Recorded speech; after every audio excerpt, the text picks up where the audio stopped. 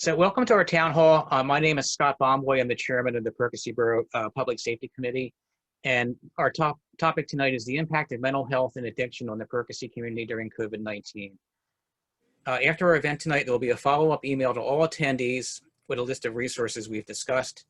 Our guest panelists will each speak tonight for 5 to 10 minutes, possibly longer, and a Q&A session will follow their remarks. During the event, you can ask questions of our guests in the chat button on the lower part of Zoom. Our moderator from the Penn Foundation, Debra Ryan, will present selected questions from the chat list to our panelists to answer. And now it's my honor to introduce my friend, the mayor of Perkasie, John Hollenbach, and he will introduce tonight's guest and make a couple of remarks on behalf of the borough. Okay, thank you, Scott. I want to welcome everybody to the Perkasie Town Hall. We really hope that you find this to be an event that will give you resources, information, as we have had one of the most interesting years, certainly of my life, and the impact of the coronavirus on our community. And in particular, we have all seen the stress that has impacted mental health issues and unfortunately addictions. And so we have a pretty good panel of people here who are really out on the front lines, and they are great resources. They're there to help in any way they can. At the end of the night, I hope that you retain some of this information for use if you need it or need it now. So let me introduce the panel. We have with us Matthew Weintraub, who is the Bucks County District Attorney. We have with us Donna Duffy-Bell, who is Bucks County Behavioral Health Administrator. Mr. Gordon Hornig, who is the Penn Foundation Addiction Professional, and the Reverend and Dr. Jennifer Phelps from the Pennridge Ministerium, and is the pastor at Trinity Lutheran Church. And with us is Russ Closs, who is Detective Sergeant at the Perkasie Police Department. So we'll give each of the panelists an opportunity to say a few words. So I'll turn it over to the moderator at this time. Thank you. Okay, I think Matt will be going first, Matt Weintraub. All right, thank you, Scott. Thank you, Mayor. It was such an incredibly difficult year for a lot of people, and it's so funny when I look back at the past year and I try to recall things in my mind. I tend even to like gloss over the year when I count for something. Oh yeah, that happened 3 months ago. It was really a year and 3 months ago. But I recognize that it was so challenging for so many people. And one of the challenges that we had during COVID and some of the attendant civic unrest, which we're seeing crop up again a little bit in Minneapolis due to the Chauvin trial and the unfortunate the killing of that young man in the car, is people are anxious, and it has caused an increase, unfortunately, in overdoses. It has caused an increase in police call-outs for distress calls. We in the district attorney's office, I have a staff of about 100 people, and we didn't know whether we should be there in full. We didn't know whether we should go to a skeleton crew. What was our responsibility and our obligation to the public that we serve, to all of you? How much risk should we have to bear?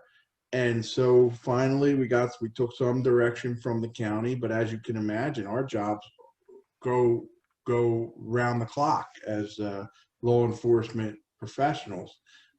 So we did go at some point to a skeleton crew, and then we each have now been back for a while working every day. But there was a little while when court was shut down, and then I think about June 1st, court reopened again, and we were in court. We were trying to alleviate some of the overcrowding stress at the jail because of COVID. We were trying to make sure we were handling emergent matters. And sad to say, crime went on. There was a depression in the amount of cases that were filed by police, because police also were critically needed. And this is one chance for me to give some kudos, is the police never missed a beat. They were on the front lines of a virus that people knew very little about, including the police. They were scared, but they never let up. They constantly protected each and every one of us, and not only in the individual towns and boroughs, but collectively. I sat in on a couple of meetings with the police chiefs where they agreed. They literally signed a memorandum of understanding with each other to say, if any of our brothers and sisters in law enforcement suffer a decrease in personnel because of COVID, and it did happen, that the other surrounding areas, I see Russ nodding his head, the other surrounding area departments would cover. And that's exactly what happened during COVID. And there was a lot of unknown for law enforcement, where we didn't know whether we could get, we didn't know if we could get the tests, or how long you had to quarantine, or how you had to quarantine. And this really weighed upon law enforcement. So I can't even imagine how it weighed upon our everyday citizens. But one thing that I want to reassure people, because now we're battle tested and we're case hardened, is that you were protected the whole time, which is really an incredible testament to law enforcement. And to give credit to the courts went on. People's rights are paramount here in this country. That's why this country is great. And so we had to make sure that we were processing cases. And now I would say we are back up to full speed, despite the COVID still running rampant. People are starting to get vaccinated, as you know. But what we're seeing is we are able to do every type of case at the preliminary level, at the charging level, even through trials, with one exception, and that is jury trials. Jury trials have been put off, I think, until June the 1st, and then they will be reassessed. So I would say that we're relatively normal. And I guess a word to the people that are participating: if you do get a summons, if you get a summons to appear to court as a victim or a witness, that is real. We are having court. And the district attorney's office is open for business. We prefer that you call ahead of time to make sure the person you want to talk to is there, but you can call, you can walk in, we're there to serve you. What are some of the things I've seen on a county level? The most disappointing thing that I've seen, and I've already mentioned it, is we were making such incredible progress on our overdoses. They were on the decline, I would say, for 2 or 3 years in a row from their all-time high, and I think it was 2017. And unfortunately, they went back up. And that fatal overdose, drug overdoses. They didn't go back to the all-time high, which is good, but they did go up. And I attribute that to a number of reasons. And I know Gordon is going to touch on these. Gordon and I compared some notes before we got on the Zoom, and Gordon had all the answers to the test, and I didn't even have the test yet. So I'm a little jealous, but Gordon's definitely going to educate you on what sort of resources are available. But some of the reasons that I think overdoses went up were people were depressed, they were lonely, their support systems were somewhat diminished. They didn't realize or understand that there still were resources available, even though some of those resources were not as readily available. But Bucks County Drug and Alcohol Commission, Bucks County Mental Health and Behavioral Health Services, they were all still running. But I think there was some helplessness and hopelessness that hopefully we can clear up tonight and reverse that trend once again. One thing that surprised me, and this is rather recent, is I'm starting to see a trend or a tendency for local municipalities to consider what they call decriminalization of marijuana. I don't think this is a good idea. I'm not even sure if it's legal, because only the state and the federal government can pass laws, criminal laws, or decriminalize controlled substances. But even more practically than that, we in Bucks County are very fortunate. We work well together, and we've come up with the district court drug program. Judge Armitage, she's in the audience here, she's one of our pilots for even the next iteration, the next generation of that program. But the short version is this: if you're charged with a drug offense in Bucks County and you live in Bucks County, you can get treatment almost immediately, whether that's for marijuana or a harder drug. through a program that occurs at the district court level.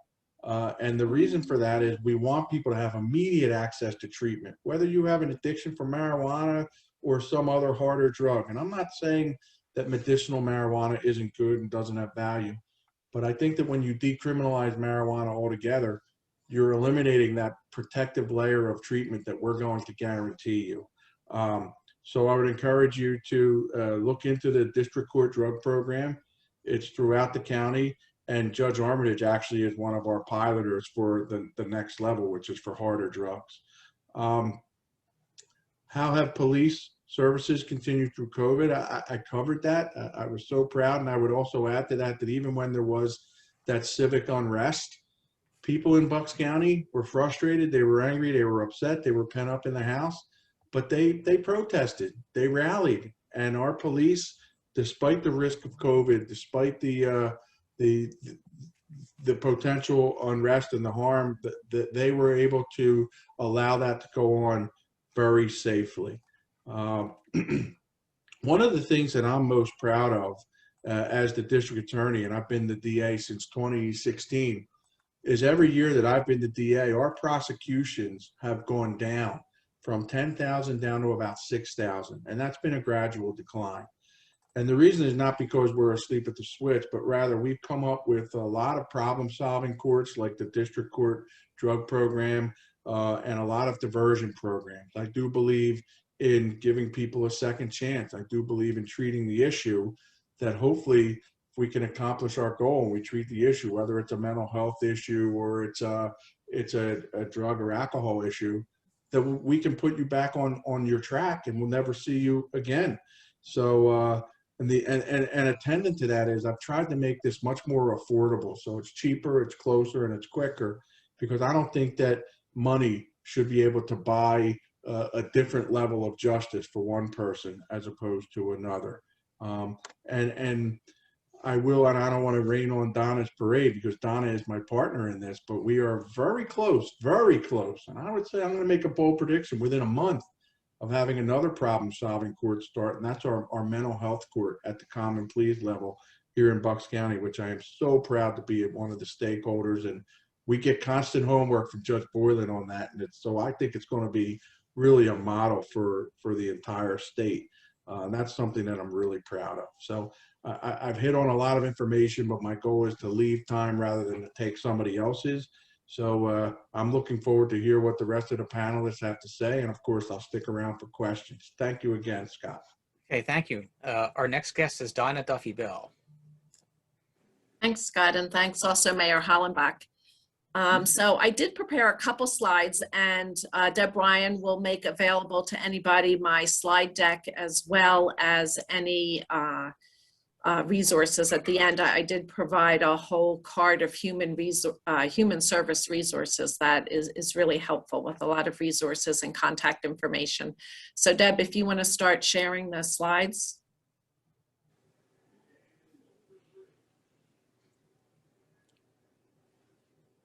Okay, well, she's muted. I did. I unmuted myself so that I could ask you if you can see them now. No, we can't see them. Okay. How about now? Oh. How about now? Yes, that was good. That was good. It's starting. There we go. Okay, great. Okay. So I know folks are interested, in the impact of COVID on mental health. So where we really saw the most impact was in 4 areas, actually, and those are listed here. In terms of Health Choices eligibility, Health Choices is the managed medical assistance program in the state of Pennsylvania. So during COVID, we actually saw a significant spike in terms of individuals who became eligible for medical assistance. And this spike was seen early on in the pandemic. And we believe that it's, was heavily related to constituents losing their jobs and losing their commercial health insurance, and then becoming eligible because of lower levels of income and lost insurance, becoming eligible for medical assistance. And so we saw about a 7% increase between 2019 and 2020. But where we have really seen a spike is if you look at the January to March of 2020 and compare that to January to March of 2021, there's been a 17% increase.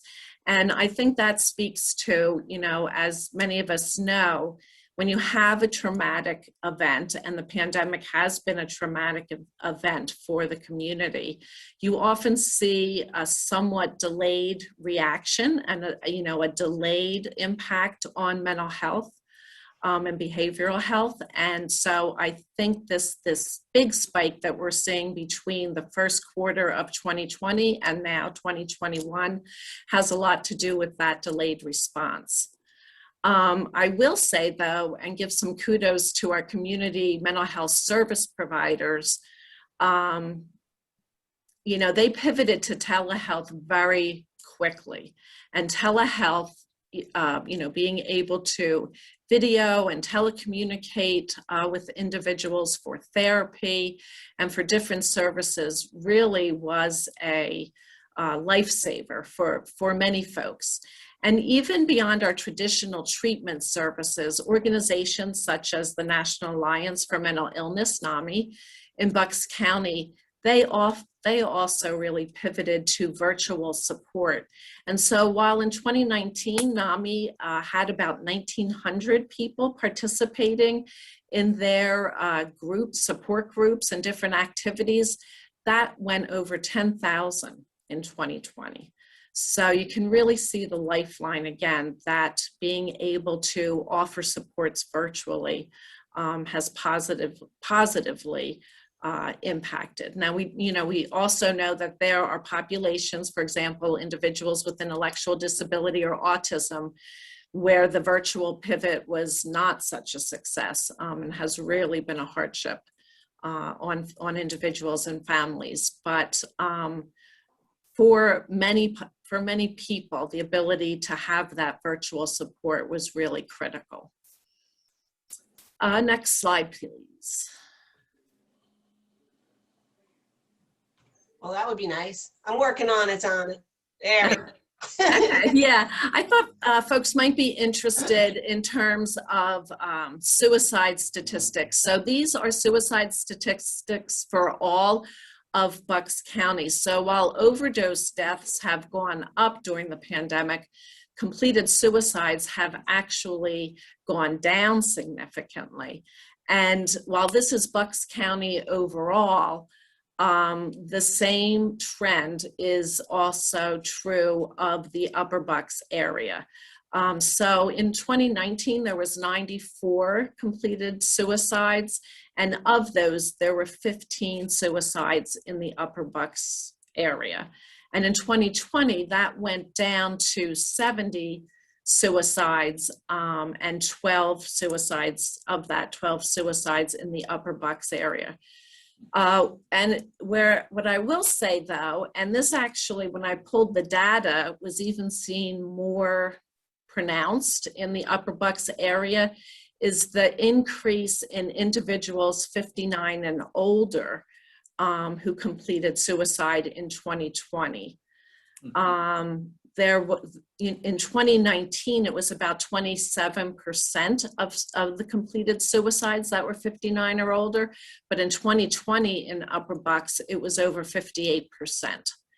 And so again, I think the older population, maybe more isolation. We also anecdotally, heard of individuals who lost spouses or significant others to COVID, and the depression, that resulted from that loss.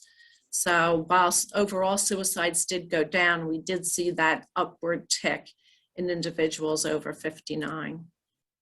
Okay, next slide. Okay. As you can imagine, our crisis services, we have 3 crisis centers across the county, one in Upper Bucks that Penn Foundation operates, and one in Central Bucks and Lower Bucks that Lenape Valley Foundation operates.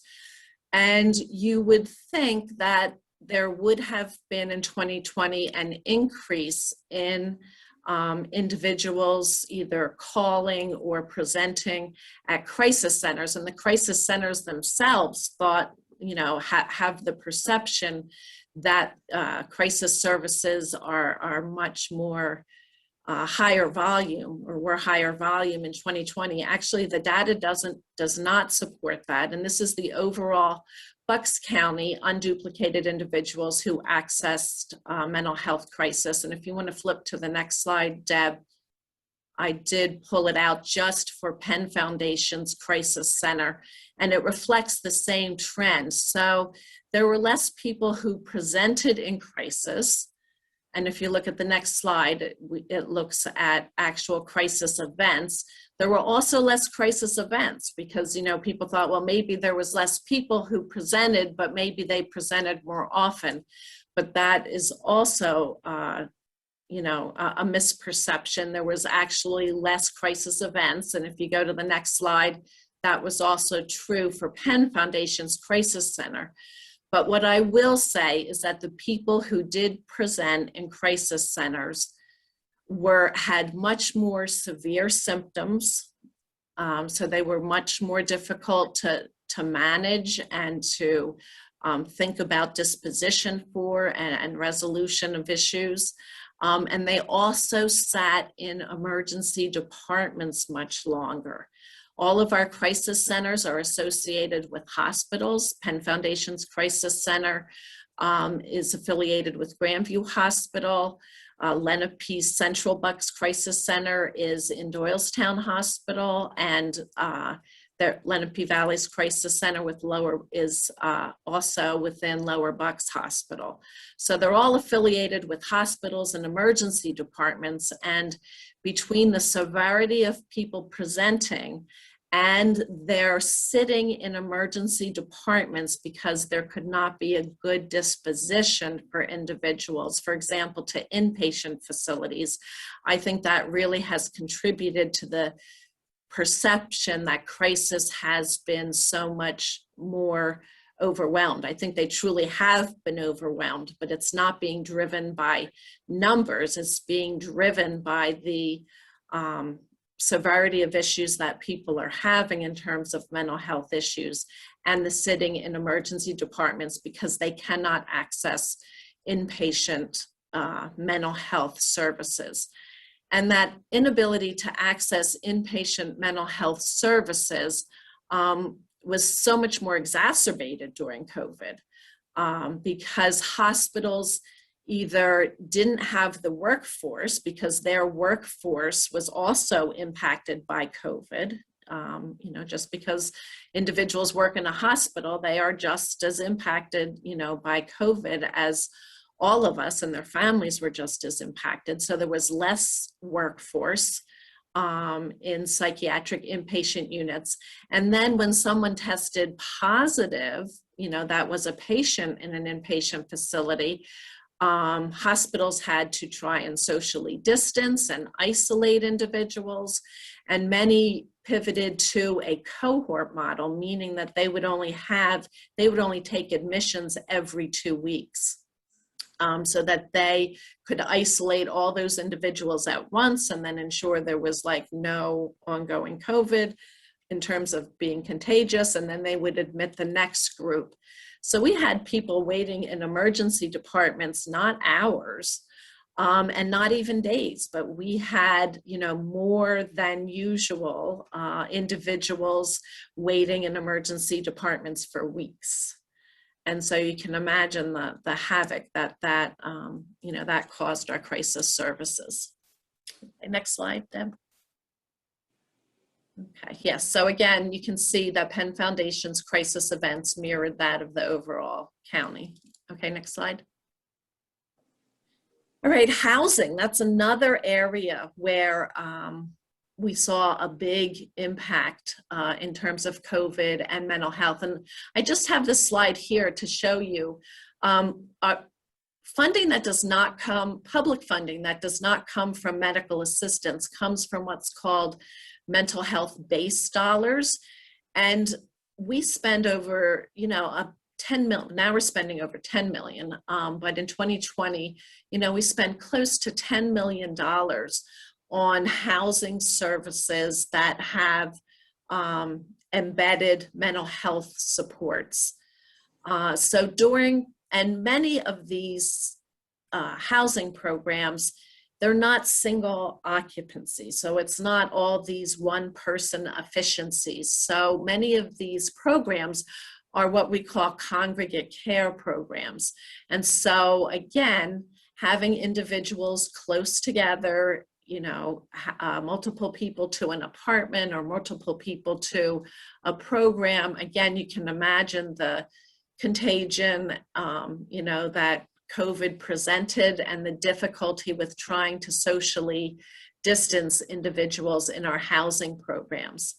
I will say that in Upper Bucks, there were no deaths in our mental health congregate settings, which is fabulous. On the intellectual disability autism side, however, that is not the case. And, that makes sense in some respects that individuals in that population would be a lot, more difficult to, they'd be more medically compromised and would have higher death rates. Okay. I also, beyond our housing programs where there are embedded mental health supports, I know that the Advocates for the Homeless of Upper Bucks, works with individuals who are homeless. And I know that they were also, and all of our homeless centers were, very overwhelmed during this pandemic time as well. And I know AHUB, in particular in Upper Bucks, when they were spending, a couple $1,000s a month attempting to support individuals who are homeless, they went to spending, tens of thousands of dollars per month, trying to help support individuals who were homeless. So I did see something pop through the chat about all of the acronyms that are listed here. So, again, I can tell you what the acronyms are, but the point of the slide was just how much money is spent on housing with mental health supports in Bucks County, and how many that we have, like 283 beds for supported housing in Bucks County. So next slide, please. Okay. So all this said, we're hearing a lot of, doom and gloom about the pandemic, but there are some great things that, occurred during 2020 and are continuing to occur in 2021. I talked about telehealth in the beginning. I did also want to mention QPR, which stands for Question, Persuade, and Refer. That is a suicide awareness and prevention program that's for any community member. It's a 2-hour course, and we did train 138 personnel from Pennridge School District back in February 2020. That was face-to-face. That was right before the pandemic broke out. But during the pandemic, virtual QPR has been quite successful and is available to any community group that would be interested in having that training. We also started a co-responder pilot. I thought maybe Matt was going to mention that, but that is, we implemented that in December of 2020. The pilot is not happening in Upper Bucks. It started with the Ben Salem Police Department, but our hope, as this pilot shows success, is that we will be able to expand to other municipalities over time. So the co-responder pilot is the pairing of a social worker team with law enforcement, knowing that so many calls that come into 911, more times than not have a social service component to them, whether it be domestic violence or mental health or substance use, children and youth issue. And so the pairing of a social worker team with law enforcement cuts down on the time that law enforcement has to spend with people, but also gets people the resources that they need that may have led to the 911 and police involvement to begin with. So kind of addresses many cases the cause of the issue and diverts individuals from further penetration into the criminal justice system. Matt did mention our mental health court planning. He said in the next month. I said early summer. I like to under promise and over deliver. So I went much more conservatively with that, but that will be another great opportunity to divert individuals from incarceration, which is not where we want people with serious mental illness to end up. We are also in the process of we've done a lot of planning. At this point, we're working with one particular vendor to finalize the plans for a forensic diversion treatment and rehabilitation center. This will be for adults. This will be on the property of the old women's correctional, community correctional facility in Doylestown. It will have 3 units, one for short-term observation, where magisterial district justices would be able to have a safe place for individuals to go versus being incarcerated out of fear that there is no safe place for somebody to go, and to give a short time, and an environment where people have a little bit of time to get connected to community treatment. It will also have a restoration to competency unit for individuals who need some treatment before they are able to participate effectively in their own defense. And it will also have a residential treatment facility that will be, like 9 months to 12 months for individuals who need more significant treatment to be able to re-enter the community and also to be diverted from incarceration in the first place as well. This LTSR stands for Long-Term Structured Residence. It's a type of housing program that has 24/7 staffing. We opened this program that has 8 residents in Quakertown in December of 2020. And close to Perkasie, in Sellersville, on the property that used to be Amatec, there, right, around that 5 Points area, in Sellersville is a 55+ housing project. Settlement just occurred a couple of weeks ago in mid-March. And that will, it'll be many units, but of those many units for the general community, it will also accommodate 8 units for individuals with mental health disabilities. And we braided funding and partnered with Grace Inspired Ministry, the Department of Housing at Bucks County, and also used some Health Choices reinvestment funding out of my department to help ongoingly pay for these 8 units. We also launched in February of 2021 a human services navigational hub.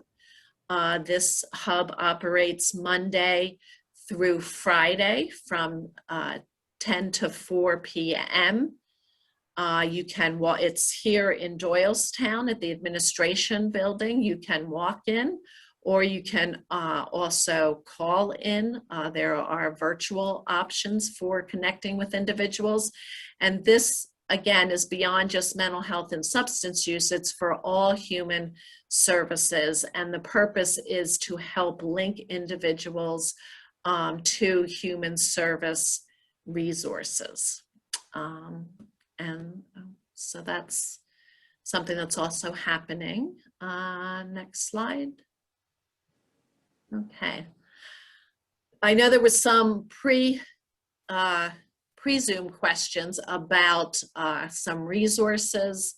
And so as I mentioned at the beginning, I have a complete resource card that Debra Ryan will send out to everybody on the Zoom. But I picked a couple key resources from that card that I just thought people might be interested in right off the bat. So again, our crisis lines are very important. There's also, besides the site-based crisis centers, there's also the opportunity for mobile crisis, going out to a home, going out to individuals in crisis who can't come into site-based crisis. It's always important to have, the National Suicide Prevention Lifeline. I talked about the Navigational Hub, and this is the contact information for the hub via email or calling, or as I said, you can just drop into the administration building at 55 East Court Street. I put my department's contact information on here. I put Penn Foundation's contact information here. They are the base service unit for Upper Bucks County. And as I mentioned previously, they are also the crisis center for Upper Bucks County. And I also included, the contact number for Magellan Behavioral Health. If you have medical assistance in Bucks County and you have managed medical assistance, so you have health choices, you automatically have Magellan Behavioral Health of PA as your mental health and substance use insurance carrier. So I listed Magellan's contact information as well. And I think that's it, Deb, right? Yes. Okay. So I was not keeping up with the chat. So if there were specific questions, I don't know, Scott, if we're doing that now or we're coming back at the end. We're going to circle back to that. There's some really good questions in there, and we'll collect them and move on to Gordon next. And then once we conclude with all five presenters, we'll do the Q&A. Okay, thank you. You're welcome. I guess, Gordon, you're up now. Great. Thank you again, Mayor, for allowing us to speak on behalf of the Yes. drug and alcohol community. I will say, just looking at some of the chats coming along, I'm going to be speaking, as an employee of Penn Foundation, but also there are multiple agencies for drug and alcohol services that service the Upper County. So you have Oldie Foundation, you have the council. So just be aware that there isn't just one door to go through. I'm going to start by just telling you about some of the things that we've observed during the COVID that you as community members may have experienced or seen. So let me just talk about a couple of particular drugs, and I saw this in the chat as well. So as Matt mentioned, unfortunately, heroin continues to be a devastating drug in the community. However, during COVID and during the shutdown, we saw actually a little bit less heroin being used. Obviously, people weren't going out. There was for several weeks and even months at times, weren't able to get to the places that they typically go to receive their drug. Unfortunately, during that time, we saw an increase in alcohol use, a significant increase in alcohol use. And although, we talk about the immediate impact of an overdose of heroin and certainly fentanyl, which is another product that's being made in labs and then also given out by patches for pain management, we see alcohol just as significant. So please don't just think because someone's using a needle that their life hasn't been affected. There are medications and liquid such as alcohol that are really creating havoc and deaths in many of our community members' lives. As Matt mentioned also, and Donna mentioned, the overdoses are still occurring. One of the great things, and I think this is a positive step that not only law enforcement has been a big part of, but it's really been mental health as well, is that individuals that have been identified as opiate users, there are medication-assisted treatment. It's called MAT. Medications that are out there that are saving people's lives, and they can continue to be on these medications, and and it lowers the incidence of them using the drug again. And it's actually, in some cases, allowing people to return to the community and be productive, which is a big reason, besides, employment, but caring for families, that unit that we all talk about, the things that keep us together. So the medication-assisted treatment has been really big. Also, the county has made a huge initiative in getting Narcan out to individuals that use opiates, and that's the reversal medication that if you come into almost any treatment program that the county is in partnership with, if you leave treatment early or if you're completing your treatment, they will give you or the family member a dose of this Narcan to take with you, because we know that just coming into an inpatient treatment for 30 days or even longer may not be the resolve that you're looking for, and people do relapse, unfortunately.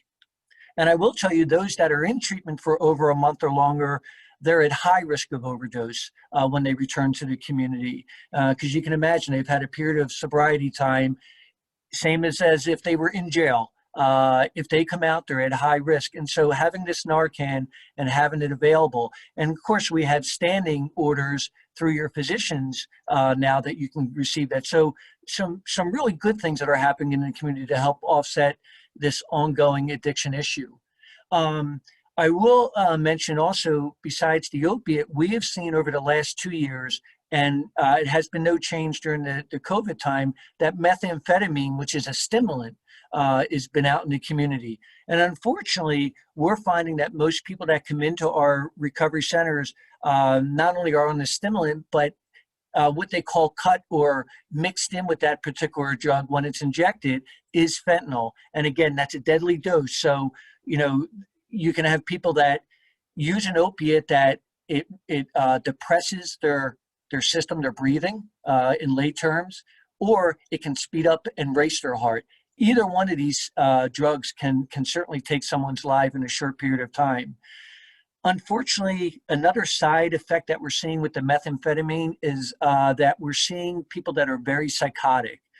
This methamphetamine is typically made in labs, what they call clandestine labs, not manufactured, ingredients aren't measured, and that becomes deadly.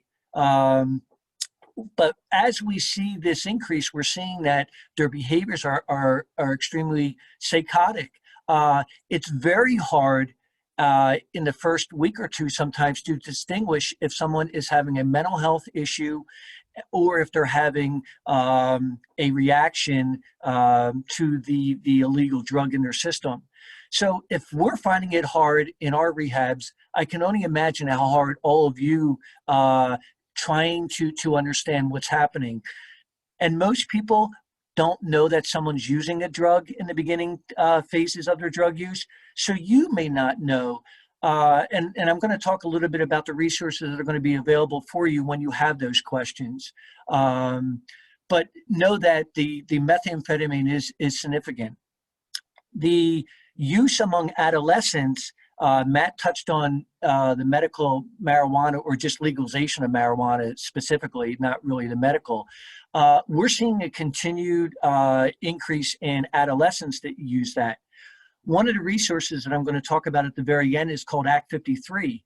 It's where family members and caregivers can reach out to the county, and through the help of the courts, it's mandated that these adolescents, one, receive an assessment so they can be properly assessed, and two, they can receive the treatment that is then suggested by that licensed drug and alcohol assessor. And that's done right at the courtroom. And we definitely have seen a positive outcome for those individuals that are mandated for this treatment.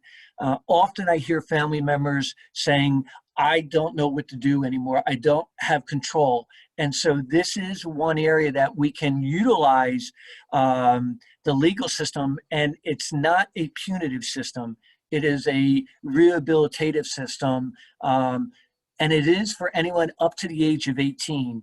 If you're turn 18 or you're a day over 18, that Act 53 is not available to you. And again, that resource is available in the county directory, or if you go on the county website under the Drug and Alcohol Commission, and any provider in the county can offer that for you. We're also seeing an increase in homelessness. Donna did touch on this, but I'm going to touch on a little bit different part. So we have transient people that are living in and out of their cars. So certainly this becomes a problem. One, that they're driving their vehicles while either suffering from a mental health or what we call a co-occurring disorder, mental health and drug and alcohol. They are putting up tents in different areas of the county. We've had them right here in our area. I would tell you, if you're seeing a tent or encampment area in your area, please let the police know. They can investigate it. I just shared with you that, the methamphetamine is on the rise, and these individuals could be psychotic. You don't want to put yourself in harm's way. And it may be behind your property. It may be in a wooded area that is barely covered up. I was driving down the road 2 months ago, and we just happened to see 2 tents, and here it was a large methamphetamine area that was being utilized by individuals. And I will tell you, as the warmer weather comes, we're more likely to see more of these encampments. So being aware and observant in your community is really important, but please, utilize your resources, your community members and police to investigate that further so we can offer to help. Speaking of the police, and I don't want to take too much from Russ, but the police have done an incredible job during COVID. We have had our open doors, as have most drug and alcohol, during the entire time. And I will tell you, when they have received calls, we have had direct people taken either to Grandview Hospital or St. Luke's in our area, or directly to our rehab. Now, our rehab, along with many, have some reduction in our total numbers that we can have here, but it's not much of a reduction. And during that time, we've been able to get people through their full rehab period of time, whether it be 30 days or longer. And I'm going to talk a little bit at the end about some of the changes that are happening. But I will tell you that your resources, the crisis centers that Donna had mentioned, also offer an opportunity for assessments to occur. So after hours, when many programs may have closed doors for assessments, that's where we've joined with the local police and with the crisis departments to get assessments and evaluations and offer them assistance. There's a program in Bucks County called B Cares, which gives an opportunity to immediately give someone that opportunity to get treatment. And help them get the funding in place that Donna alluded to, whether it be county or state funding. So there are great resources that the county has offered all throughout the county. Some things that I think are important, and again, this may cause you to throw out some questions, but I'll go as far as one, please look at your local providers and call when you have questions. A lot of times you may call an assessment site and they'll say, well, I need to speak with the client. And they're true. If they're going to assess, they have to get that information from the identified client. However, that should not prevent you from calling and asking for help for yourself. You can become the identified person that's seeking help. Often, we get this tunnel vision, and that's one of the programs that I run. It's a mobile program, but there's also other programs throughout the county that will come out, both mental health and drug and alcohol, and will make sure that your loved one, your spouse, your grandchildren get into the right door for the assessment and then for the care. As I mentioned, the police have done a great job. They've also helped us in identifying, when I'm out into a community home, how I may be able to create what I'll term as leverage in maybe persuading someone to seek out treatment rather than moving them towards the legal system. And again, Matt mentioned that as well through our magistrate system and drug courts and other diversion programs. We work hand in hand, and we work on what seems to handicap so many individuals, releases of information. Yes, information is confidential. That release of information, if someone won't sign it, so your loved one may go into treatment and they say, I don't want to sign a release for my mom or my dad. But that doesn't mean that we can't have a conversation with you. We can help you understand what the person's going through, not specifically. We're bound by what they call the HIPAA, the laws or regulations. But please insist on speaking with someone that can help you, because every agency in Bucks County has some type of outreach worker that can at least assist you in understanding better the parameters that are set up to work with individuals, because there are so many individuals, I see them walking on the streets that I want to help. But if someone says, no, I don't want help, we can't force it on them. However, we will work with the families to try to create the right moment to get them into treatment, just like we do in law enforcement cases and mental health cases. So what are some of the treatments that are being offered? And I'll finish with this. I talked about B-cares being offered at the hospitals. There's also assessments, telehealth.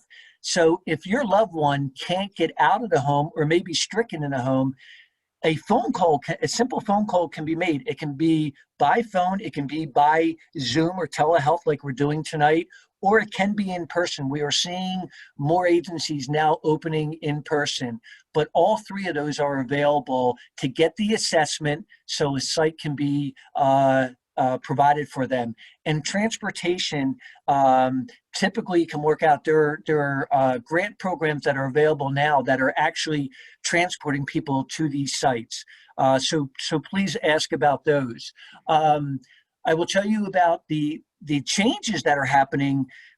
Addiction and mental health don't happen overnight, unfortunately.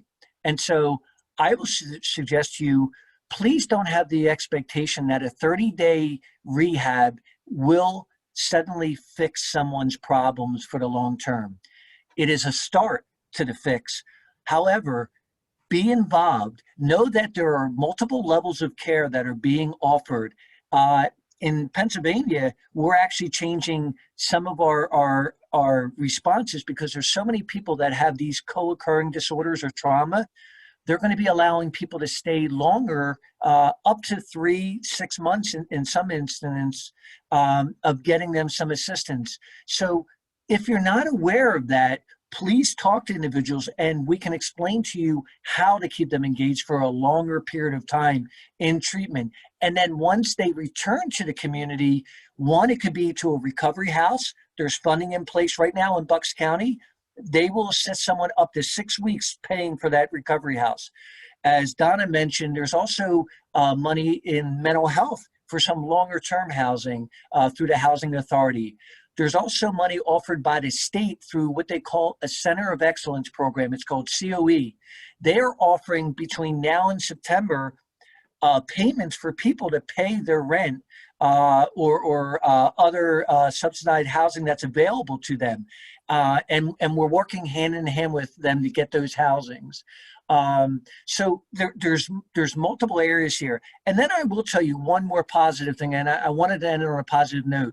Besides formal treatment, there is 12-step help for a lot of people, and so many churches have reopened to support our community members in 12-step support.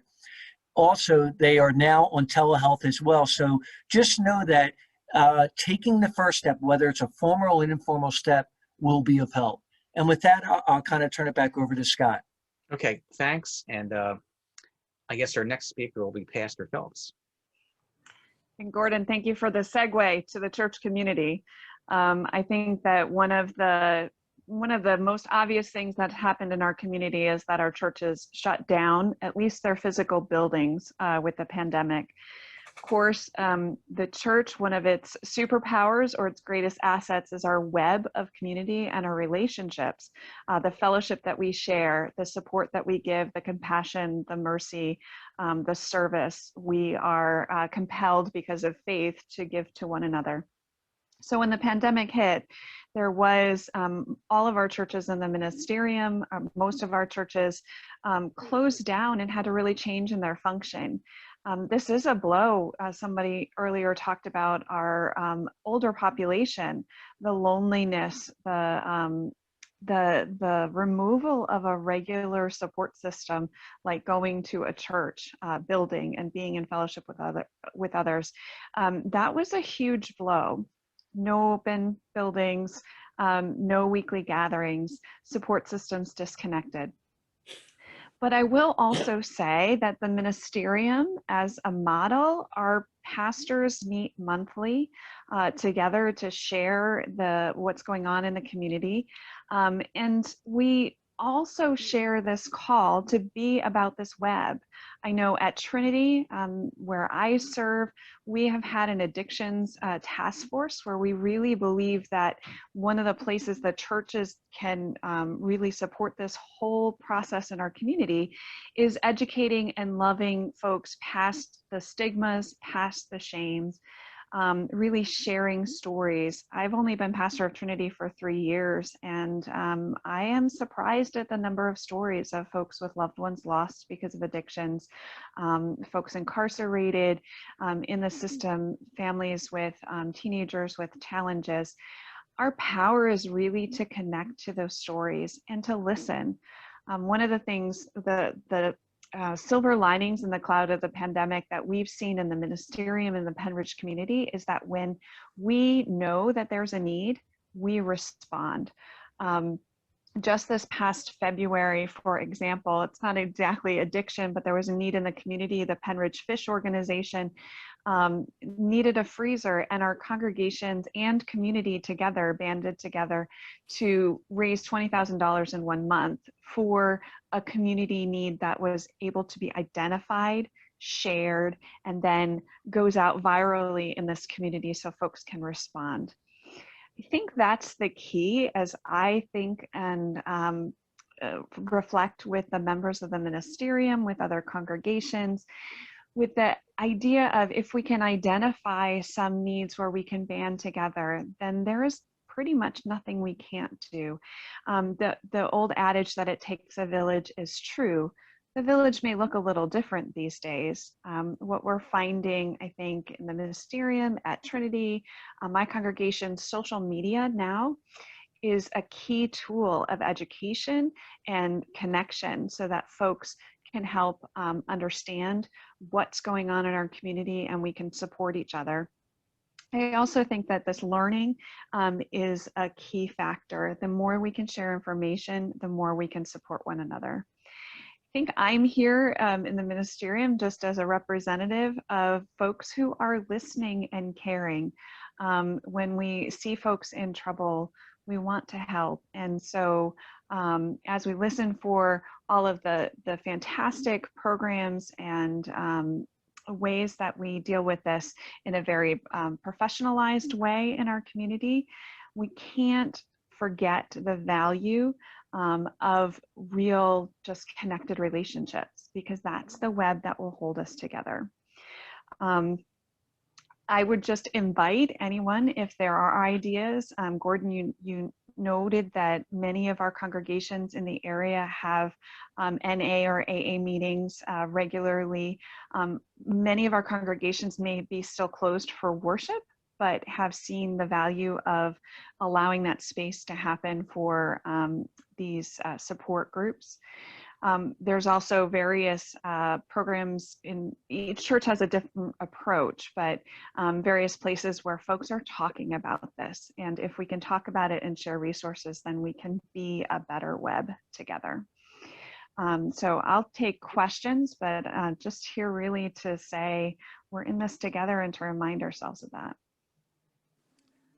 Thanks, Pastor. And then Russ Closs will be our last speaker. Good evening, Scott. Thank you, everybody, for joining us. I wanted to start by saying that Chief Shore very much wanted to be here tonight because he's a dedicated part of this police department and this community, and he received a call today from his family that he was requested to respond to an area hospital for an emergency. So he had to leave, and I ask that you keep him in your thoughts and prayers as we go through this.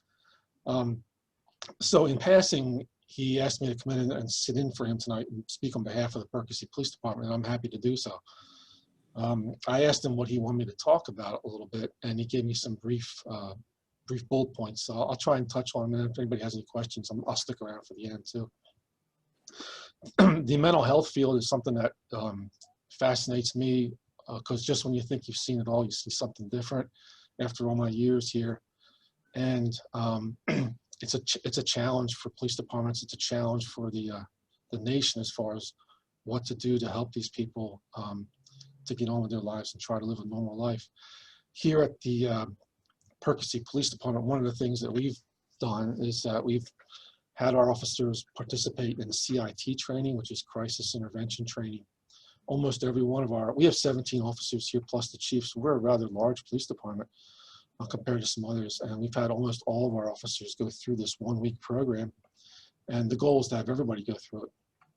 But it is a 1-week training program done in Doylestown locally with specialists in the mental health field, and they bring in these specialists to talk to the officers about handling mental health related calls, substance abuse related calls, suicide calls, handling autistic persons, which is very near and dear to me because I have an autistic son, and that presents challenges at a time that you just don't know what to do. And then de-escalation techniques, because when we arrive on scene, certainly our presence sometimes escalates things just because of our presence and our uniforms, when we really want to try and de-escalate the situation to make it better for everybody involved so that nobody gets hurt and everybody goes home happy.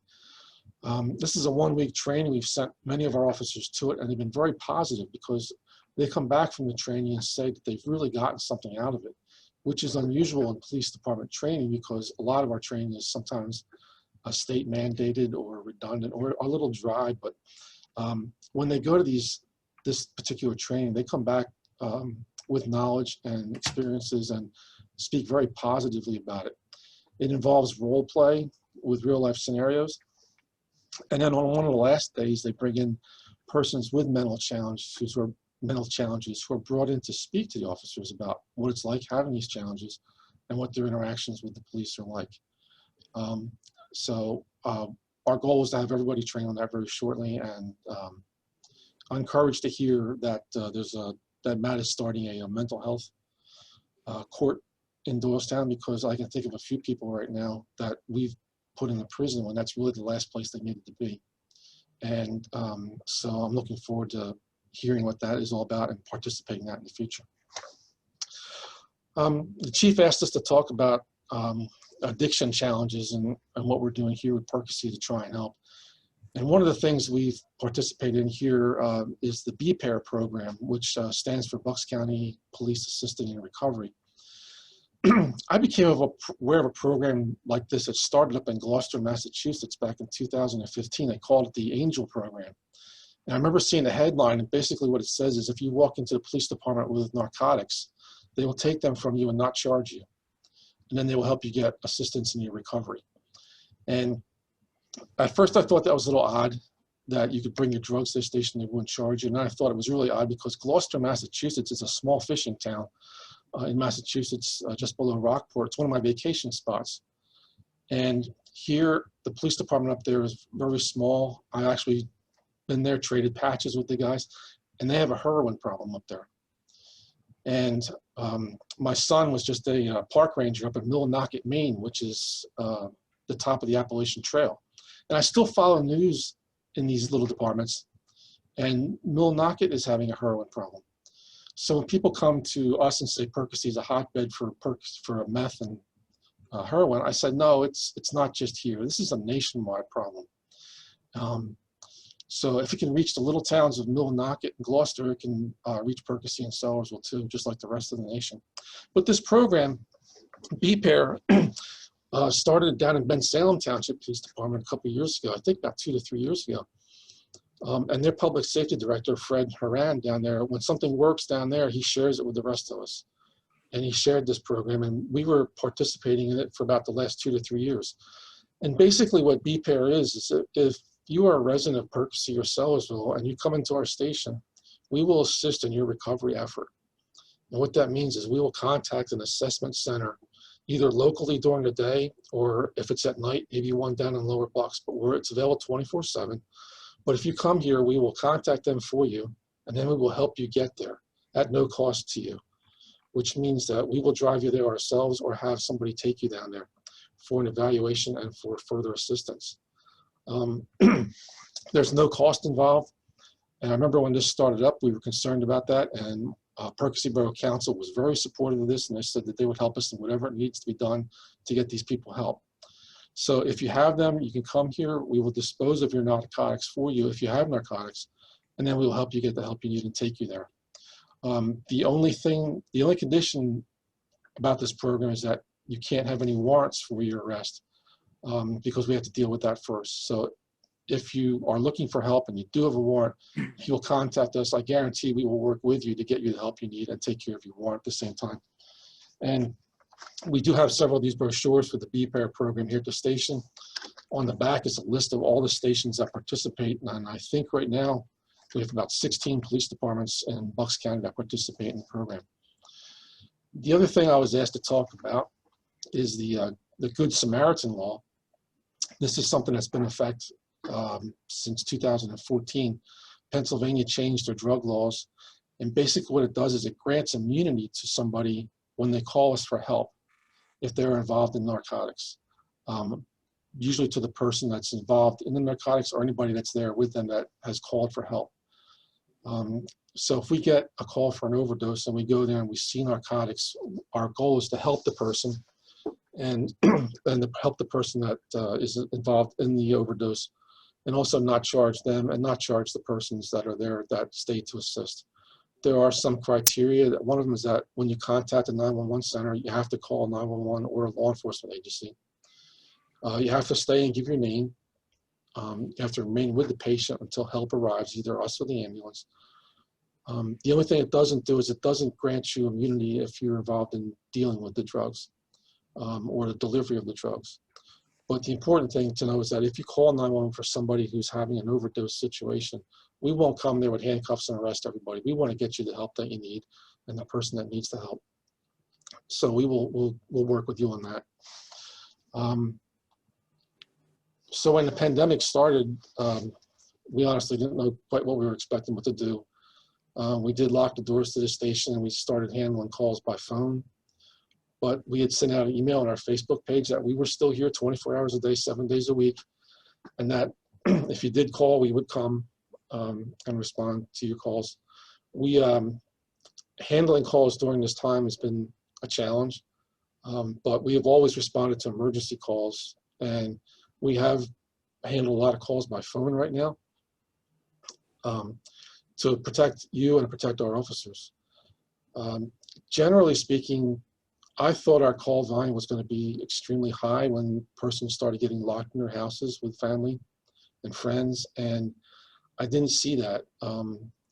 I saw that our call volume, if anything, went down a little bit, remained the same. So I'm grateful to the community for the response to the situation. Our calls did not escalate through the roof like I thought they were, but the people have been taking it very well and handling their situations and their family lives pretty much normally and to the best of the community. I think it's really great that they are being able to do that. They've responded well to the pandemic. And that's about all I had to say. I wanted to thank everybody who's on here because I saw the list of people on our criteria of who's been here, and they're all people that I've known and dealt with, and I have most of your names in my Rolodex with stars next to them, so I know most of you. One of the other things I wanted to say is that regarding calls, we do have a www.perkasiepd.org, takes you to our website with Crime Watch, and there's a little thing here that says online reporting, so you can message us through that, and we will handle it just like you're here talking to us. And with that, I appreciate the time to be here and speaking on behalf of the police department. Thanks, Russ. And, you know, in Perkasie, we're very proud of our police department and just the level of professionalism. I know with you and Chief Schur, but also when Steve Hillius was here. And we see it as a model department, and we're proud to support it. Great. Thank you, Sam. Okay, I guess we can get into the Q&A part. We have probably at least 20 minutes for that. And Deb, how do you want to do this? Well, I'll say there are an awful lot of very wonderful comments in the chat box. So I stand proud, to be part of this amazing community and the work that they do. And I want to share what Russ was saying, that I've had the privilege of spending time with each one of you and working with you, and that's always been a pleasure. What I might do is I'm going to go to the first one that came in the Q&A and just take a look at that, because that's a question that I think is going to be important for right now, because we're embarking on the, there's 2 times a year is the drug take back day. So the question that came in is there a method to collect expired and unneeded prescription medication from residents of Bucks County Housing Authority and minimum care facilities? So I would like to have that question possibly answered first. I don't know, Matt, what do you think? Is that up your alley? Yeah, well, I'll take a shot at. I've heard you talk about this before. Oh, I think we're gonna Yeah, I have to got it. unmute I'm you good. there. I'm Okay, good. gotcha. Sorry. So this is a point of pride for me, Deb, as you know. I know. That's why I was looking right at you, Matt. Yeah, so I couldn't say specifically for the housing authority, but I could speak very generally and hopefully give some broad perspective on this. So Bucks County does something better than any other county in the state, and that is our medication take back here. We are, our citizens always come up to me when we talk about the epidemic, or now we're faced with heroin, fentanyl, the pills, and now meth. And people say, what can we do? How can we help? And every person in Bucks County is empowered to help. And that is with our medication take back program, which is probably, geez, now 10, maybe even 11 years old. But Bucks County is #1 in the entire state in old, expired, unused medication collection. And we have collected together as a county over 76 tons of old, expired, unused medication. And that's over that 10-year period. But every year, every collection time, we lead the state. So it's not like we started with an early lead and people are catching us. We're still outpacing the rest of the state. Montgomery County, like, they're getting a little close on a semi-annual basis, but we're still beating them. And in fact, this next one is coming up April 24th, and it's special. We learned this through COVID. It's a drive up and drop in event, which means if you look on Bucks County Drug and Alcohol Commission, and I'm sure Perkasie PD will have this on their website, their Facebook, you can look up all the sites. You don't have to wait, because most of the police departments have it's like an old school mailbox where you open it up, you throw the medication in and clang it shut. But if you want to wait and just drive up and drop in, you can look for one of the sites. And the beautiful thing is that we'll take sharps at some locations, not everyone, but you can find it on Bucks County Drug and Alcohol Commission. We will take vapes in every location. We will take pet meds in every location. And of course, we'll take your regular medicine, even over-the-counter medicine. If it's old, expired, unused, don't let it sit there. Don't let it attract somebody that's going to grab it and either sell it or use it for themselves. Get rid of it properly. Don't flush it down the toilet. Don't throw it in the trash. Be a part of the winning team, Bucks County's medication take back, and help us keep setting those records and keeping everybody safe so that nobody can be hurt or killed ever again by this diverted medication. That's my pitch. Okay. Thank you. And I'll just add to that, Deb, there is, on the 24th, there is a home pickup service for older adults. Also on Saturday, 24th, 10 to 2. It's a partnership with the Bucks County Drug and Alcohol Commission and Area Agency on Aging. And so there is a flyer about that. So I'm not speaking specifically for, housing authority complexes, but there is a home pickup service for older adults who cannot get to a site. So I'm taking notes while we have this conversation, and I'm also taking notes from some of the comments that are in the chat, because at the beginning, I know we had a conversation that I will be sending out an email to everyone that participated today, along with a list of resources. So what I've written for myself is that I will include the flyer for the Take Back Day. I did notice that there is a comment in the chat box about some of the resource information, which might be 24/7, and any resources that are available for family members of that are affected by someone struggling with a drug and alcohol or mental health concern. So I will include all of that in the resources as well. But I would tell you from my own personal experience, and I'm sure Donna can speak to this as well, NAMI has always been my go-to. NAMI Bucks is a wonderful organization that has so many support services in place for individuals that are struggling and family members that are just, beginning to learn about how to handle things. Voice and Vision put out an excellent book just recently to help families that are, living with someone that's struggling with substance use, and some different ways of some learning different techniques. I'm trying to talk fast so that so I don't miss anything. And I don't want to spend a lot of time on each one of those things, but I will let you know that I will have those resources available to you for both NAMI and Voice and Vision will come along in your email. Let's see.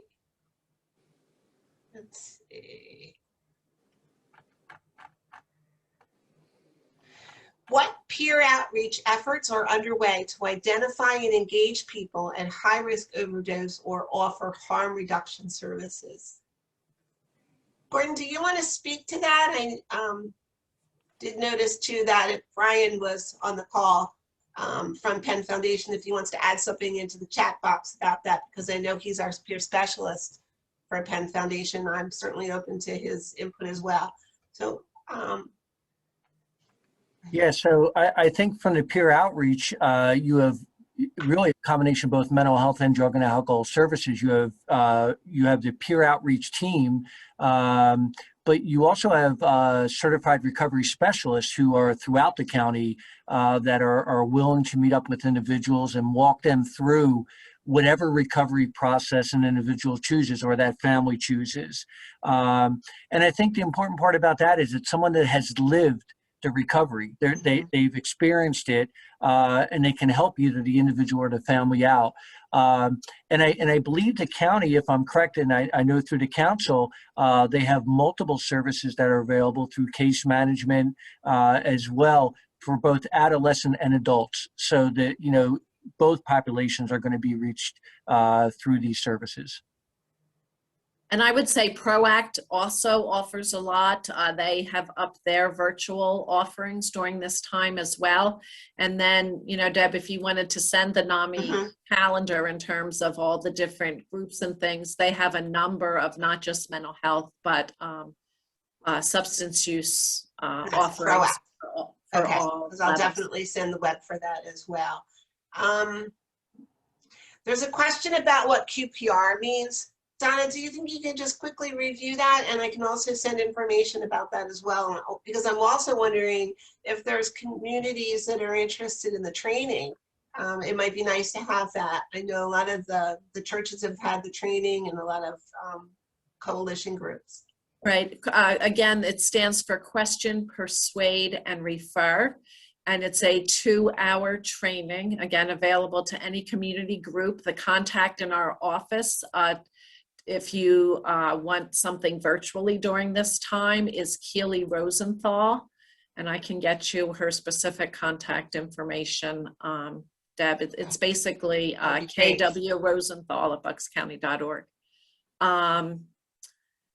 But again, it's to help train community members to be, almost gatekeepers in terms of recognizing the sign that someone might be thinking about suicide or planning suicide, questions that you can ask individuals, persuade and tips on persuading individuals to get help and how to make those connections for help. So it's a very practical training, and again, with only being 2 hours, it's not too much to digest, and it is geared for the JQ public on the street to be able to use these practical strategies with someone that is perceived to be in distress.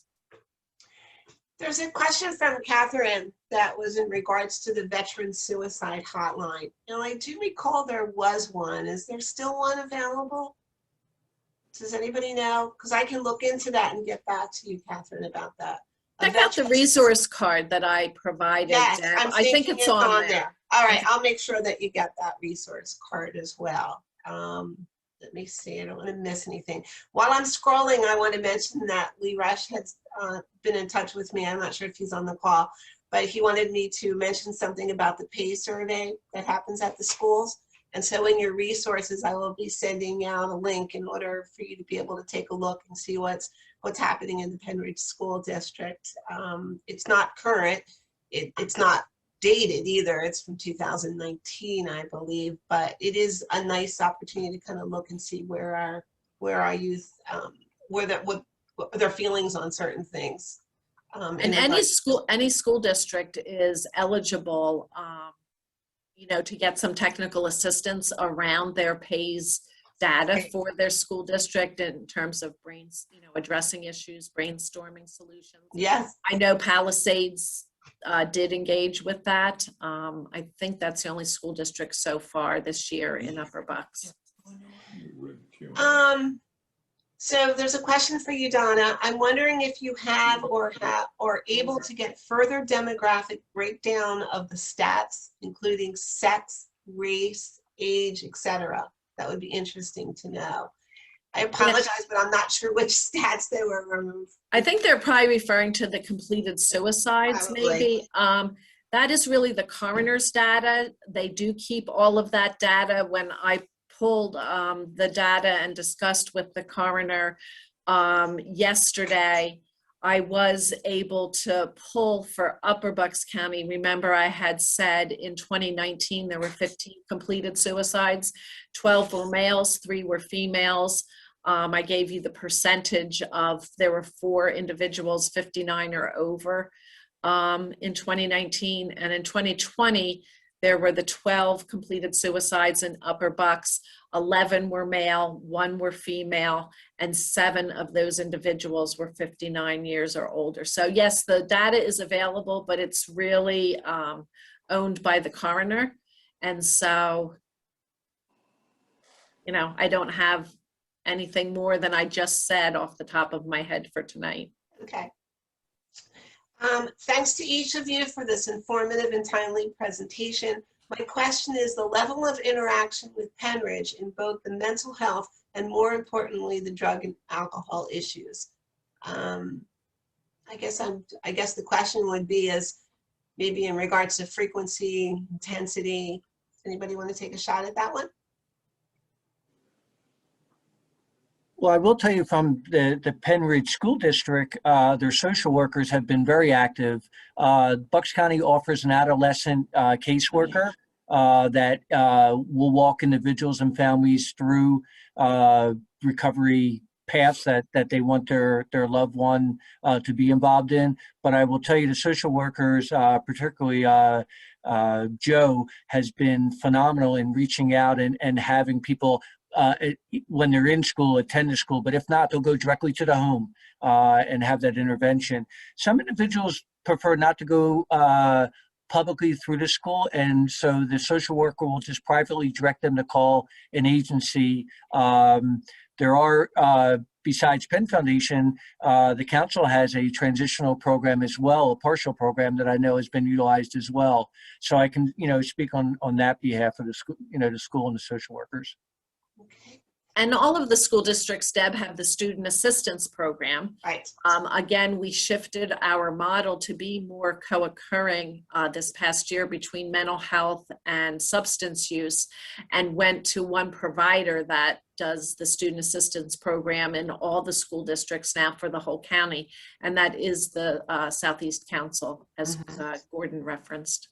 So it's up to the individual school districts in terms of the amount of face-to-face involvement they have wanted the student assistance program to have, or what kind of support they have wanted. All the school districts are very different. There was a couple of questions about the housing units that are being built. So one of the questions, are they shared units, and will there be embedded support? And the other question was in regards to, are these housing units evidence-based housing first model? So the 55 plus project is, you know, a 55 plus project that you would see in any, you know, general community. So the 8 units that will be for individuals with serious mental illness will be single occupancy.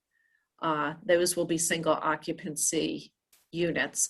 I had seen the question about the chat in terms of that other slide that showed the 283 beds that had the embedded supports in them and whether they were housing first. You know, we always strive for housing first, but I will say that very little in terms of actually following the evidence-based practice for housing first.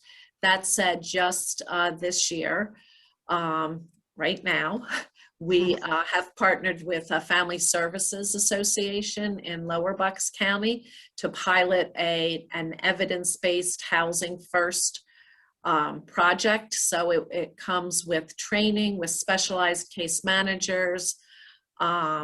We've partnered with Pathways to Housing of Pennsylvania, who's providing training and technical assistance for all of our community housing providers can take advantage of in terms of the trainings, and they are currently participating in that training series. But the pilot project with Family Services will also come with rental assistance and the specialized case management. Wonderful.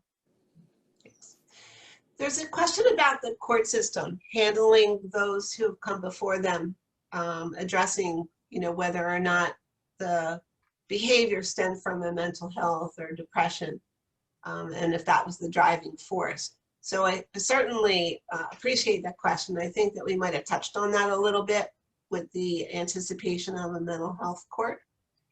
I think one of the other questions in relation to that would be, what help or resources would those individuals be directed to?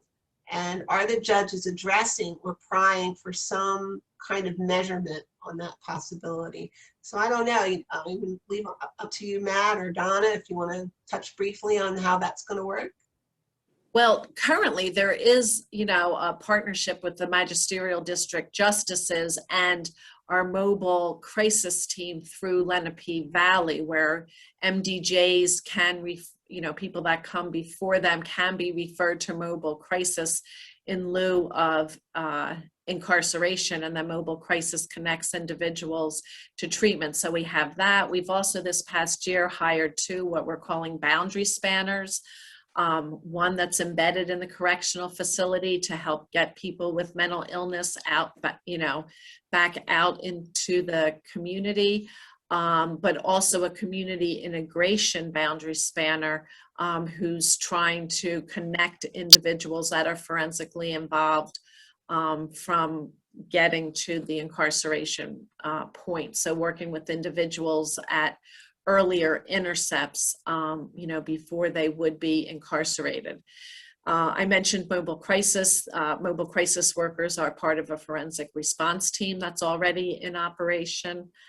So there are things that are happening now currently. I provide rental assistance, you know, for individuals who are forensically involved.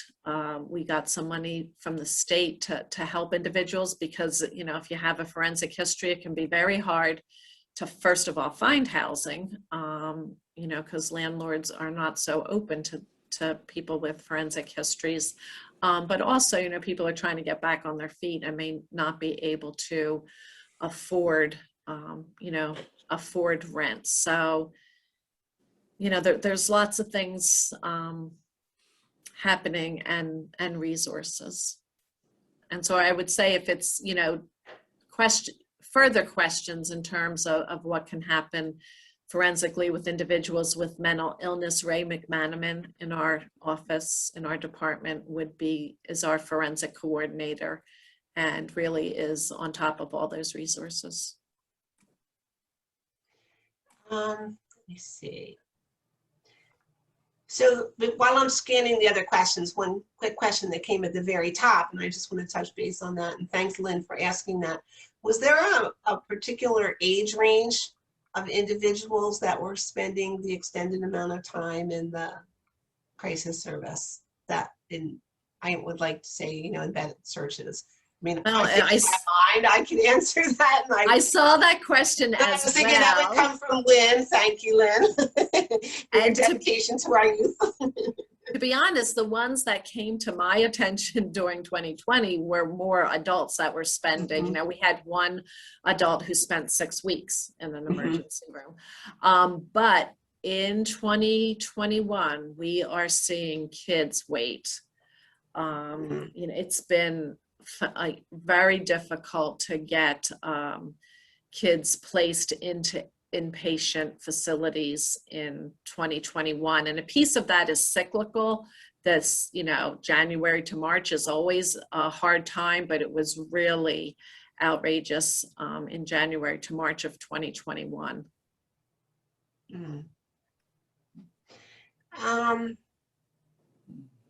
So many of these are, thank you for everything you do. Thanks for everything. Thanks for being here.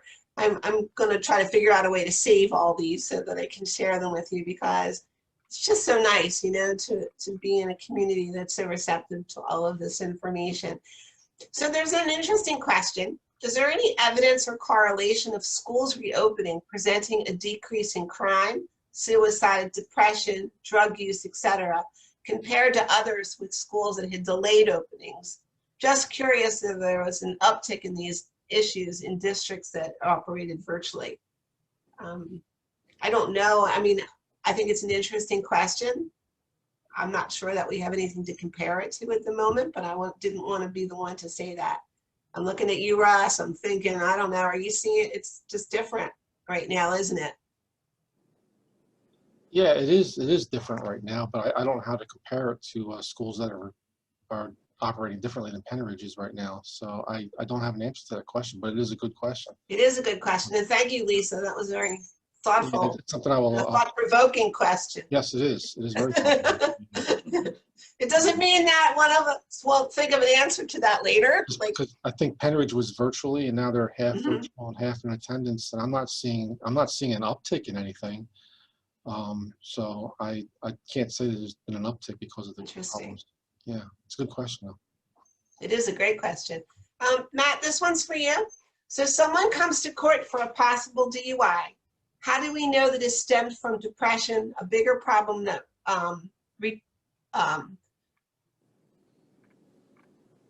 that's something I'm trying to then back into society for a growing depression because now they lose their license? So I did type an answer, but I'll expound a little bit. Yeah. What I would hope is that you would have a judge that would inquire, and certainly somebody to represent this person. If they can't afford a lawyer, they could have a public defender or a privately appointed attorney. But we do count on advocacy, either self-advocacy or from somebody else, to let us know what might be at the root of the issue. Is somebody drinking because they're depressed, or doing drugs because they're depressed? One thing that I have to say, and this is my protective hat on, is I understand people can drink or do drugs for a lot of reasons, but once you drink and do drugs and drive, you're putting not just yourself at risk, but the community at risk. So of course we want to cure that depressive behavior, we want to cure that depression, but there are some mandatory penalties involved with DUI. Now I also will say that if it's your first offense and you had a valid license, registration, and insurance, and weren't in an accident with somebody else, and you stayed at the scene, you're going to get a diversion program. That's something that I'm proud of. It's the ARD program. I don't remember, frankly, it's been so long since I did one myself, but whether you lose your license for ARD, you may for a very, very short period of time. But you can also get a bread and butter license, which is like a right to work license from the state. I don't know if you can get one for ARD because it may be so short, but we're not trying to cripple a person. We are trying to make sure we address the root of the issue so it doesn't happen again, keep people safe, and make sure that we're addressing everybody's concerns overall. Our goal is to treat the whole person and treat everybody like an individual. When you come into contact with the criminal justice system, whether you're a witness, a victim, a juror, or a defendant, You know, we realize that can be a very scary experience for you, and we're not trying to add to your trauma. What we want to do is we want to know as much as we can know about you so that we can get to the root of whatever issue is involved. I encourage and pride my assistants, and there are 42 of us, to really dig deep into these cases. I know it can be a challenge, but that's why we've reduced the number from 10,000 to 6,000, so we can treat each individual like the person that they are and hopefully make them be the best person that they can be. Thanks. Donna? Thanks, Scott. Again, thank you to everybody who tuned in tonight. It was a great opportunity that I appreciated. Someone had mentioned that it takes a village, and you know, that is so true. I think we're partnering like we never have before at the county level, you know, in terms of Matt's office and human service agencies and all of the departments, but also, you know, partnering with the community, because our whole purpose is to help communities thrive. And so the more that we can all work together, the better. So again, this was a great opportunity for us all to connect, and thank you. Okay, thanks. Gordon? I would say addiction and mental health are sometimes a struggle to really understand. And I think the panelists here shared with you, we're united in trying to come up with a solution for you and your families and the community members. And I do believe there's no wrong door. So you saw 6 or 7 doors open for you tonight. I would encourage you to have a voice and take that step through the doorway. Thanks. Pastor? Just speak again on behalf of the churches of our community that we are part of this community web, making connections, building relationships, connecting stories. And I think I'm here as part of the ministerium just to say that we as church leaders are listening deeply for ways to connect with folks and also to walk with those who are the most vulnerable in our communities. And so if you have ideas or ways to connect or need to connect, Pennridge Ministerium has a Facebook page, as do all of our churches. So find ways to connect with us. Thanks. Thank you. Russ? Well, Scott, I just want to say thank you for letting us participate in this. It's been more fun than I thought it was going to be. I have a great working relationship with every one of you because, you know, you all care deeply about the community, and I'm just grateful to be a part of it. So, thank you. You're welcome.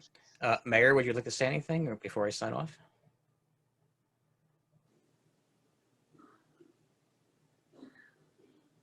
We may have lost the mayor. No, I'm sorry. You're pondering. You're carefully. No, I didn't. I won't try to explain. I just want to thank all the members of the panel. You guys did a great job. I learned things, and I hope that most of all that the people out in the community who need assistance or maybe will feel more comfortable with whomever it is, the police, the district attorney's office, feel more comfortable reaching out and getting help, because I think that's one of the problems. People don't know where to go, and sometimes they're afraid to go. So I just thank you. I should also say, you know, I want to thank Penn Foundation, Perkasie Borough Council for their sponsoring this, and also to the Pennridge Ministerium, the Pennridge Recovery Fund, and Today Incorporated for supporting tonight's town hall meeting and panel discussion. So thank you. You guys did a great job. I appreciate it so much. It's hard to follow the mayor, definitely, at least in the council meetings. And I agree with everything that John said. And for us, it's an honor to serve the community, but we don't serve in the same way that the people in this group here do in this certain area. And it's just an honor for us to provide the forum. So I guess there will be an email going out to all the people who signed up for the event with all the resources that have been carefully curated by Deb. And please feel free to reach out to us either at the borough, more likely through Deb, through Penn Foundation, for any kind of help we can provide. So thanks again to everybody. Thanks to our guests for taking part. And it's been a pleasure, an honor doing this for you. And good luck with the COVID situation. And thanks again.